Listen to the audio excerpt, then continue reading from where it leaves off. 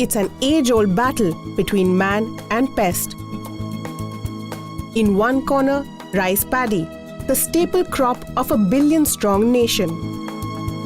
In the other corner, bacterial leaf blight, a microbial disease that threatens to destroy everything rice farmers have worked for. But no matter how deadly the blows of bacterial leaf blight, farmers have a strong ally on their side: science. How can scientists working in research labs serve the ultimate knockout to a farmland pest? That's a question of science.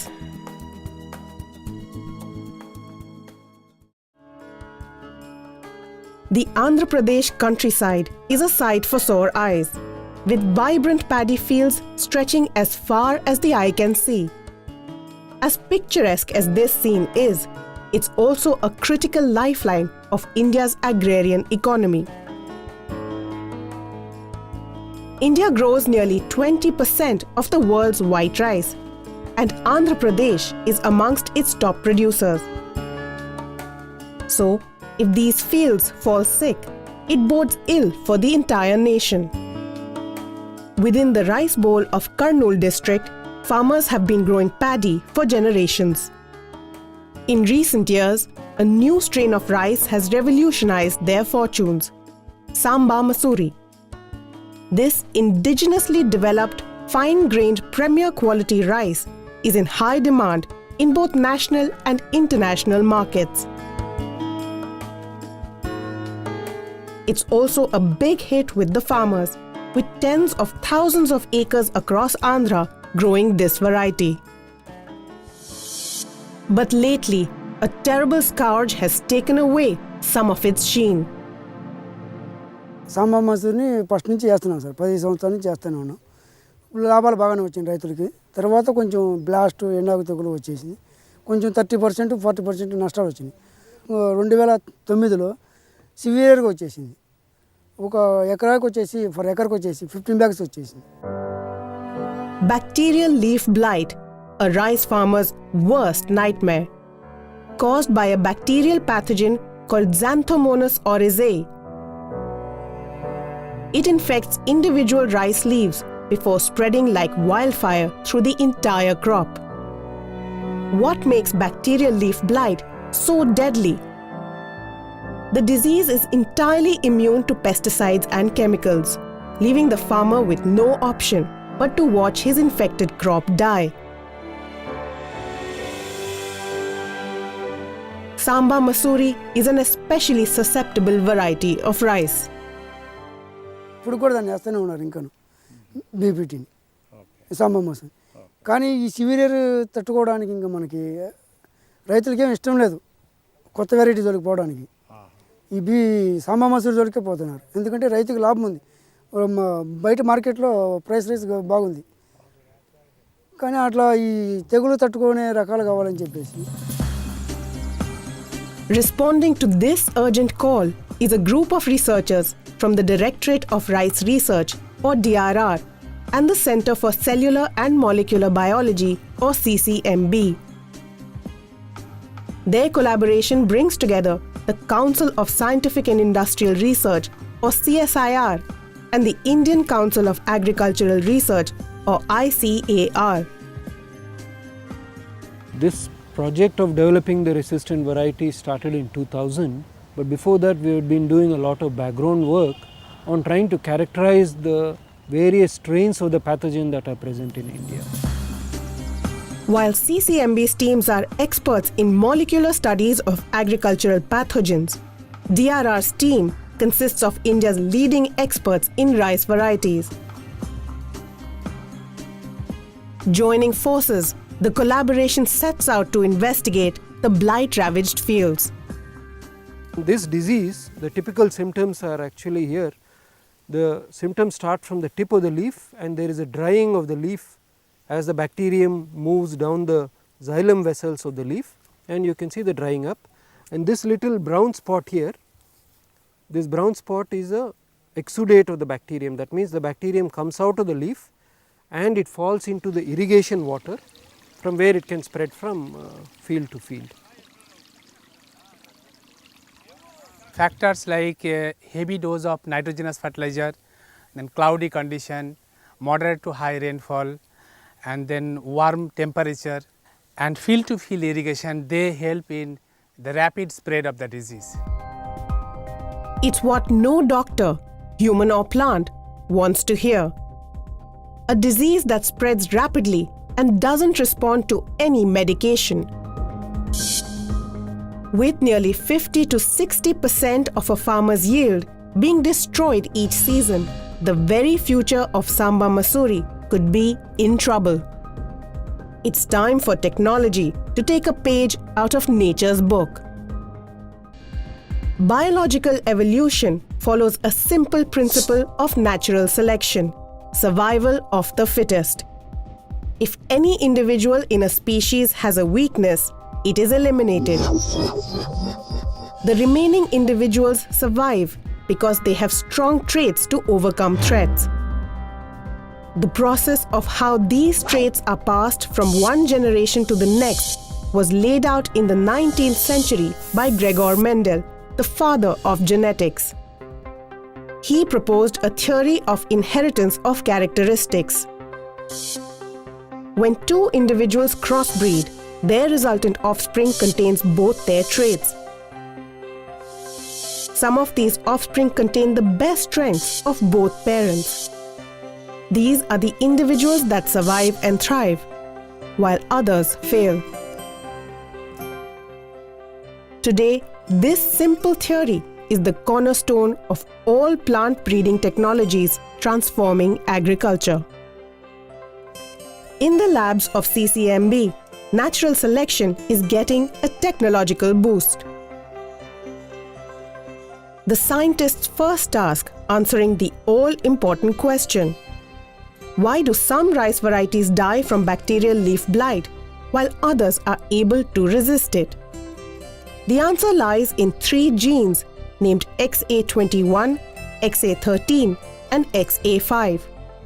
Any rice variety with these genes in its DNA has the power to combat bacterial blight. But how do scientists locate them inside the double helix of rice DNA? That's where DNA marker-assisted selection comes in.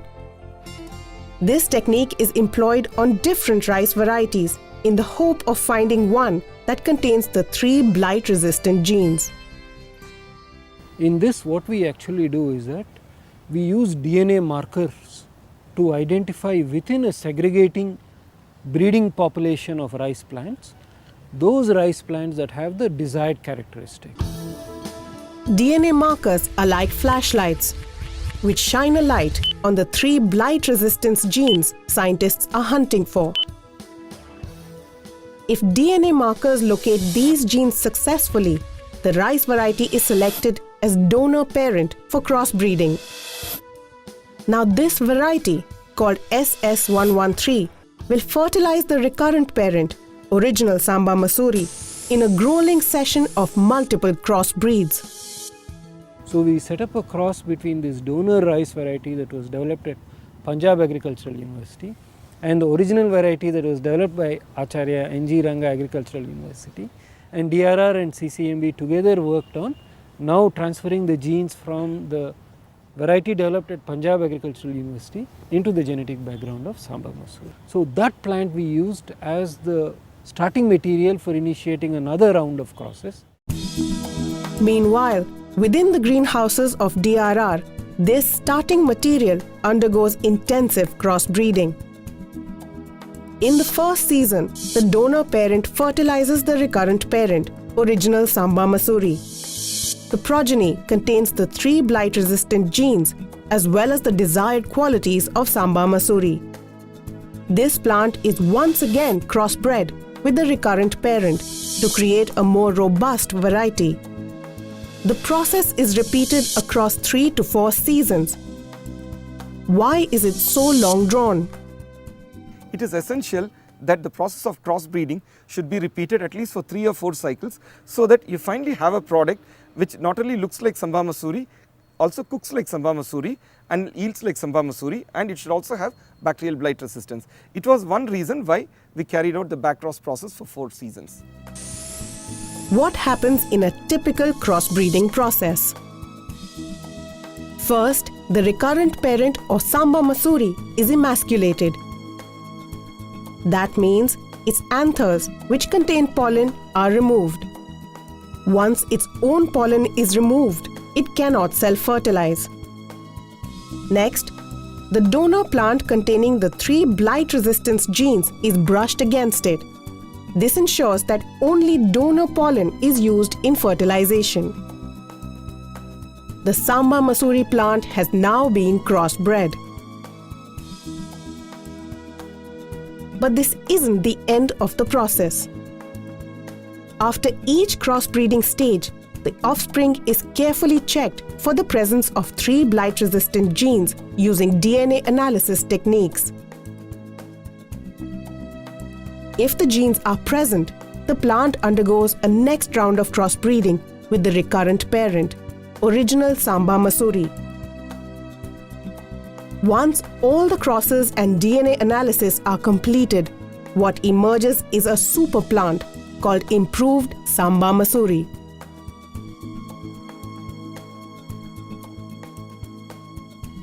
It's now time for the ultimate test: direct inoculation with the deadly bacterial leaf blight.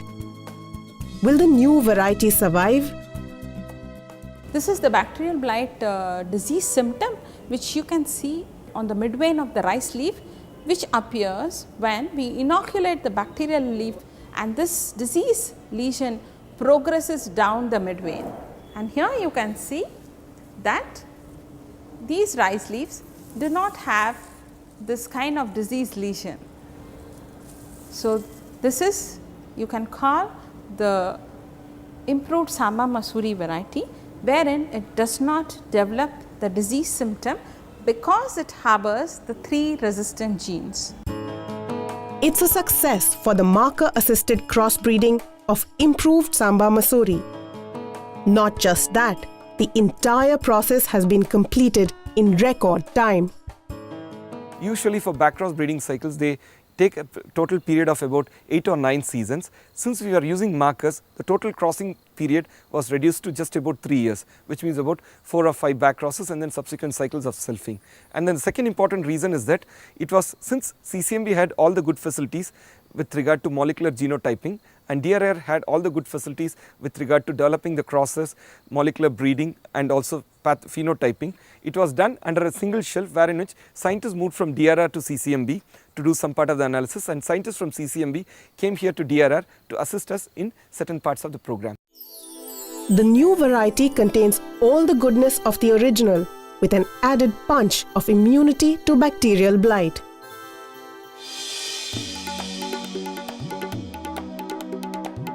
So the next question is, how will this improved Samba Masuri be sent out into the farming community? This is the next stop in the journey of improved Samba Masuri. Test fields where seeds are prepared for distribution to farmers. Seed development is just as grueling as crossbreeding, and there are many stages of quality control and purity checks. We make an observation at different crop stages for any deviant. Everything should look uniform in all the characters like height, flowering, grain type, all those things. And importantly, this resistance, that is how the nucleus seed is developed. If any seeds are found to be deficient, the entire batch is rejected. This ensures that only the very best reaches the farmer. In this seed we ensure high purity, very high purity, and this is a seed that we will give to some select farmers who will grow it, who we know will grow it in the proper way. In 2008, seeds of the improved Samba Masuri made their big debut. The first batch was moved out from the test field into the fields of Andhra. Scientists were anxious to know, would their success in the lab be replicated in the field? అంటే ఇది ఆకెండు bacteria ఆకెండు తగులు తట్టుకుంటుంది అనేది చెప్పిండ్రు. అందులో 3 రకాల జన్యులను ప్రవేశపెట్టి దీన్ని ఆకెండు తగులు తట్టుకునేటట్టు చేశారమ్మా. ఇది పెట్టండి మీకు దిగుబడులు పెరుగుతాయని అక్కడ మేడం గారు చెప్పారు. అది చేసిన తర్వాత మళ్ళీ కేవీకే నుంచి కూడా వీరయ్య గారు, యాదగిరెడ్డి గారు కూడా చెప్పడం జరిగింది. పంట పొలంలో పెట్టిన తర్వాత కూడా దాన్ని స్థితిగతులు చూసేసరికి మాకు చాలా మంచిగా అనిపించింది. వాళ్ళు పెట్టిన దానికి మాకు వాస్తవం తెలిసిన దానికి చూసాం కాబట్టి ఇది పెడితే బాగుంటుంది అనే అభిప్రాయానికి వచ్చామండి. పెడుతున్నాము, దిగుబడులు మంచిగా అనుకున్నట్టుగా వస్తున్నాయి. Local farmers are as much a part of this research as scientists in the labs. Weary of losing up to 50% of their crop in previous years, they've readily offered their fields to test the new seeds. And the results have delighted them. 100% resistance to bacterial blight and seasonal yields as good as promised. మళ్ళీ దిగుబడిలో మాకు అంతకుముందు 40 bags వచ్చే సమ్మ మసూరి 20-25 బ్యాగ్స్కు తగ్గిపోయింది.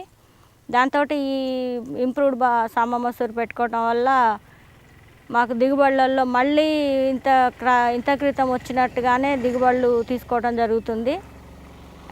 Cooking quality కానివ్వండి, సన్నలో కానివ్వండి, అంతా మాకు సామ మసూరిని పోలి ఉండటం వలన ఈ ఇంప్రూవ్డ్ సామ మసూరి తోటి మాకు చాలా సంతోషం అనిపిస్తుందండి. Farmers are thrilled with the new varieties' high yields and blight resistance. But there's an added advantage. Considering the current opinion about large number of people about genetically modified food, the best way would be to go for developing varieties in a different method, not using this method. So bacterial blight, the method that the Sambamasi rice that we have developed at CCMB is a variety. It's not genetically modified food. That's a major difference. Improved Samba Masuri involves no extra cost to the farmer.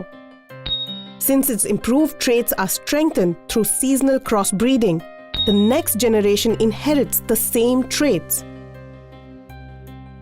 This means the farmer doesn't need to spend money on fresh seeds every year. This is a straight variety. So once farmer takes the seed, he can use confidently for 3 years. So we advocate the farmers, don't buy the seed every year, make your own seed. That's why you will save money on the seed cost and all. If you make inbuilt resistant varieties of rice, there is no need for the farmers to apply any chemical pesticides.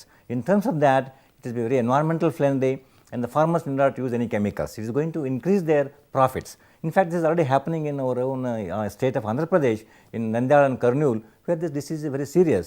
Farmers are quite happy with this variety. Looking to take the improved Samba Masuri to other parts of Andhra and beyond, the project has joined up with CSIR 800. This mega project aims to impact the lives of nearly 800 million rural and urban poor across India through technology. In the aptly named Blight Out project, nearly 500 to 1,000 farmers will receive blight-resistant seeds absolutely free of cost. And it's not just a one-time transaction of seeds between farmers and scientists. Regular interaction, follow-ups, and support groups keep the collaboration going strong. We have a program called Farmers Participatory Seed Production. Initially we bring them here, we give a training saying that how you can make your own seed. You produce your own seed. Don't depend upon a company or any other government organization to buy the seed every year. This partnership between the farming and scientific community has inspired real change. The idea is to develop brand ambassadors for this variety within the farming community. Some of these farmers we found from the farmers to whom we have given it in the previous years, they are actually growing the seed and selling it to other farmers. So the farmers have the opportunity to save the seeds and actually run a business out of it. Seed మామూలుగానే రైతులకి ఫార్మర్స్కి అందరికీ అందిద్దామని చెప్పేసి ఒక కృతనిశ్చయంతో ఉండి seed develop చేయాలనుకుంటున్నాం. ఈ next 2 సంవత్సరాల్లో దీన్ని త్రూఅవుట్ ఏపీ మొత్తం ఇంప్రూవ్డ్ సాంబ మసూరి వేసేటట్టుగా రైతులకు అవగాహన రావాలని చెప్పి నేను అనుకుంటున్నాను. But it's not just the farmers who have gained in the process. For this has been an unprecedented collaboration, bringing together not just two research institutes, but two research disciplines, agricultural science and molecular biology. We learnt a lot from CCMB in terms of how to handle the markers, how to set up the PCR reactions properly and how to analyze them. And CCMB also learnt from us in terms of how to do the crossing, how to advance the breeding lines, and then how to do the selection and how to do the phenotyping. So it was a sort of all win-win situation wherein which we learned something from them and then they learned something from us. We cannot work in isolation.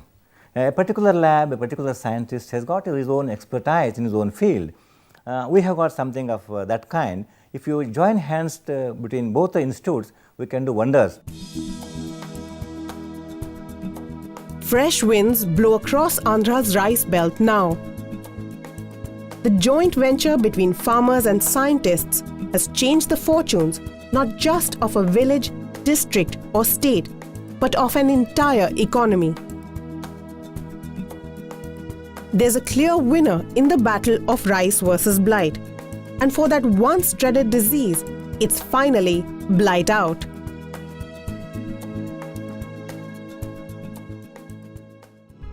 If you'd like to share your feedback on today's program, please send your suggestions and comments to Vigyan Prasar, C24 Qutub Institutional Area, New Delhi 110016. Or you can mail us at info@vigyanprasar.gov.in.